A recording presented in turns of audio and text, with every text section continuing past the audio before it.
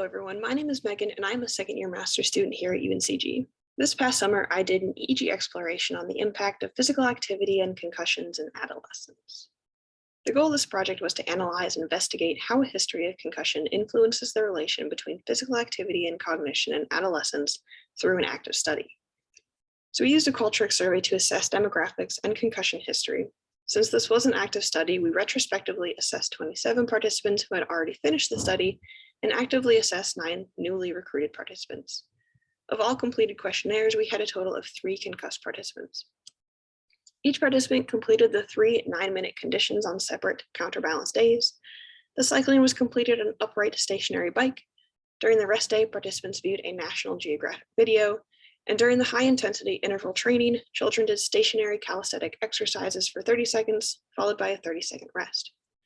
Following each condition, participants completed 3 blocks of the flinker with EEG data continuously being collected. These figures show the demographics of our study. In total, we had 33 participants complete all parts of the study with a mean age of 10.1. This graph demonstrates the mean heart rate at each time point, showing a clear difference between each condition. These graphs demonstrate flinker reaction time following each condition, broken down between congruent and incongruent trial types.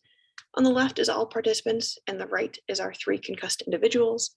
In both graphs, we can see participants tended to respond quicker following the exercise conditions compared with rest, but there is no significant differences between these conditions. Our next set of graphs represents response accuracy. In both graphs, we can see again that there is no significant difference between the conditions, but there appears to be a trend in the opposite direction for the concussed group. That is, these 3 participants appear to respond more accurately following rest compared with the exercise conditions. These topographic plots represent an event-related component known as the P3, which is associated with allocation of attentional resources. While there may be some changes between the plots, these changes are not significantly different across conditions. As such, there appears to be no changes between each condition for all participants, including our concussed group.